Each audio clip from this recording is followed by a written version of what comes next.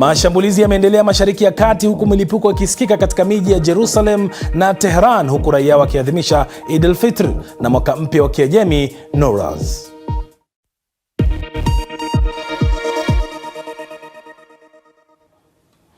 Israel imeanzisha mashambulizi zaidi ya anga dhidi ya Iran. Milipuko mikubwa imeripotiwa katika mji mkuu wa Tehran.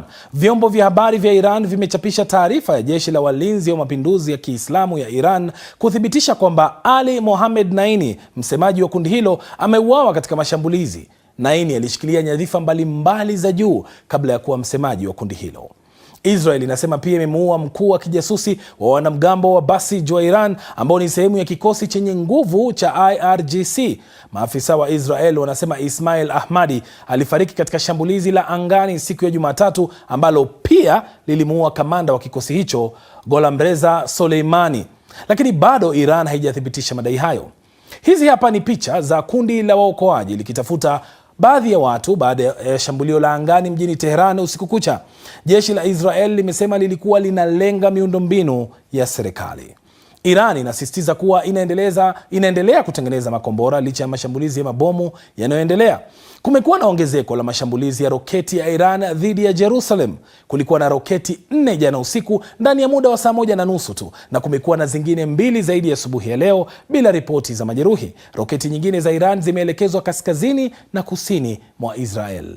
Gazeti la Kan News la Israel linaripoti kwamba tangu vita kuanza, Iran imerusha takriban makombora 900 ya kibalistiki, 350 yakilenga Israel na karibu mengine yote katika mataifa ya Ghuba ya Kiarabu. Jeshi la Israel linakadiria kuwa Iran bado ina uwezo wa kurusha makombora angalau 150 kwa wakati mmoja na mamia kadhaa ya makombora ya kibalistiki. Sasa wakati haya yakiendelea, bei ya mafuta imepanda kwa kasi tangu Iran ilipoanza kujibu mashambulizi ya Israel na Marekani kwa kujaribu kufunga njia bahari ya Hormuz yenye shughuli nyingi zaidi ya usafirishaji wa mafuta duniani.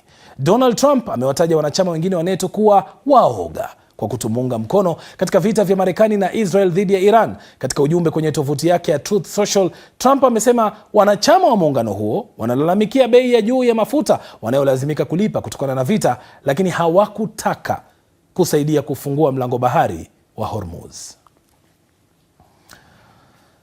Bado tusalie katika taarifa hiyo. Vita vya Marekani na Israel dhidi ya Iran vimeweka wazi udhaifu wa miundombinu muhimu ya maji katika moja ya kanda zenye uhaba mkubwa wa maji duniani.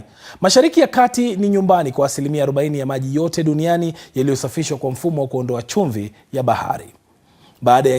Baadhi ya nchi kama vile Kuwait zinategemea karibu maji yake yote kutoka kwa mfumo huo wa kusafisha maji. Kuingiliwa kati kwa namna yoyote ile kwa usambazaji huo kunaweza kuwa na madhara makubwa, kama anavyoripoti Agnes Penda. Hii ni mojawapo wa kanda zenye uhaba mkubwa zaidi wa maji duniani. Jangwa pana, mvua kidogo sana na kukosekana kwa mito inamaanisha nchi hizi zina rasilimali chache sana za asili ya maji safi ya kunywa. Mafuta huenda yamesaidia kujenga Ghuba ya kisasa, lakini maji ndiyo yanayoifanya iendelee kuishi. Mamilioni ya watu wanategemea mitambo ya kusafisha maji ya bahari ambayo huondoa chumvi kwenye maji ya bahari ili kuwa salama kunywa.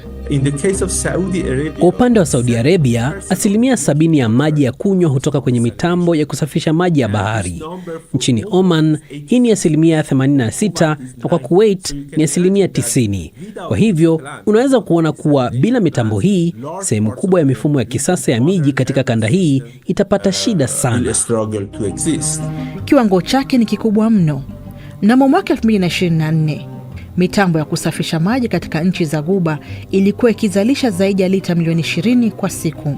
Hiyo ni sawa na mabwawa 8,000 ya Olimpiki ya kuogelea, yani swimming pools. Jambo ambalo linaibua swali muhimu: mitambo hii iko hatarini kiasi gani?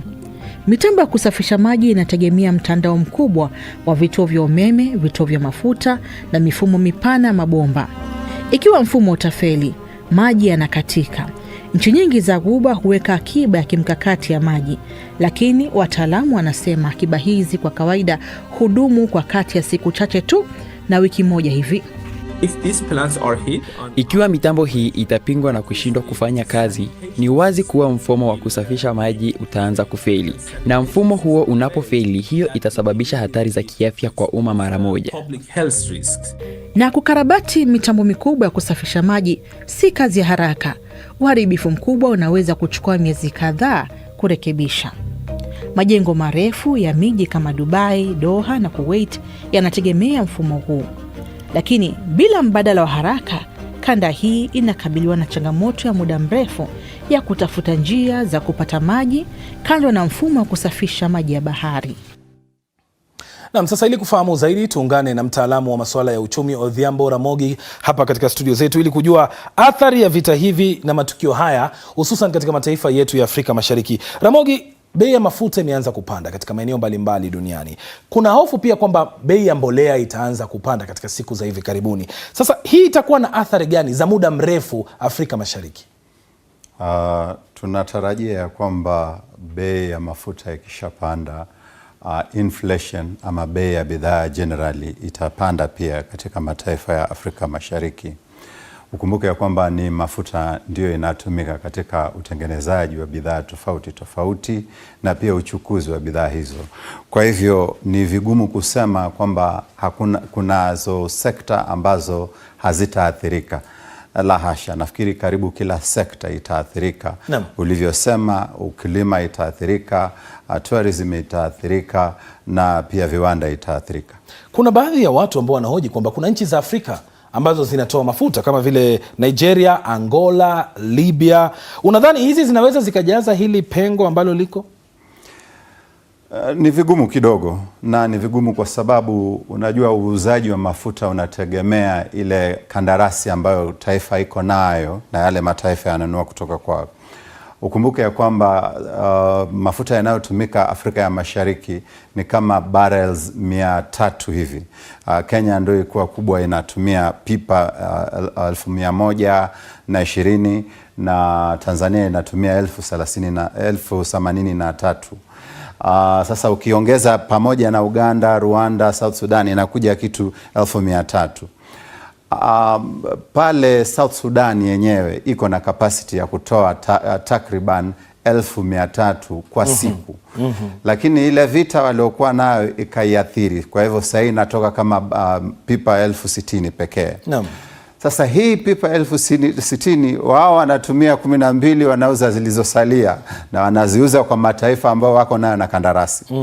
Sasa kama taifa ambao iko na kandarasi na South Sudan na tayari imekosa mafuta inayotoka Uarabuni, alafu sasa wanyimwe hata wapewe Kenya, of course watazusha. Kwa hivyo inaweza kuwa vigumu kwa mataifa hiyo kutupa mafuta ambao wako na kandarasi nayo na wengine. Sasa mataifa ya Afrika Mashariki, Kenya, Tanzania, Uganda, Rwanda, Burundi, Jamhuri ya Kidemokrasia ya Kongo, Sudan Kusini, wanapaswa kufanya nini ili kuhakikisha kwamba pengo hili linazibwa na wanalinda raia wao?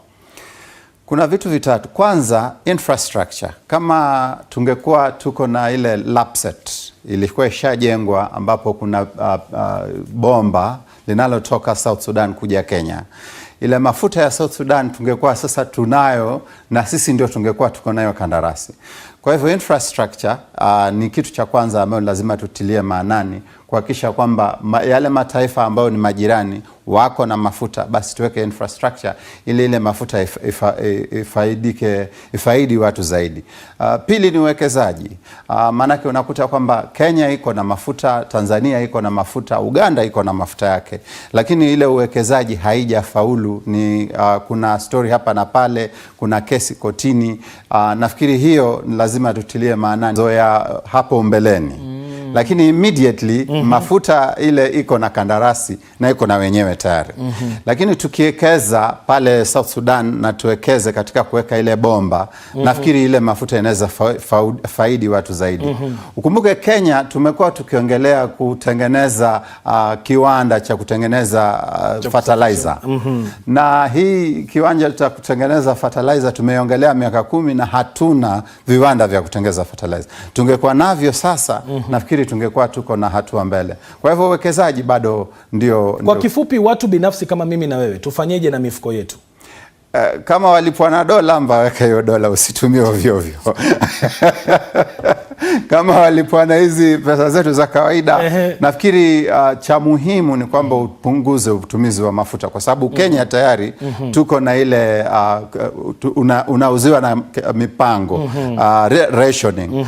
Kwa hivyo kama wewe umezoea kutumia mafuta ama umezoea yale magari makubwa ya kutumia mafuta, achana nayo, tumia magari ambayo utatumia mafuta kidogo. Asante sana Ramogi, shukrani sana kwa tathmini hiyo ya kina. Mahojiano hayo ndio yanayotukamilishia taarifa yetu kuu.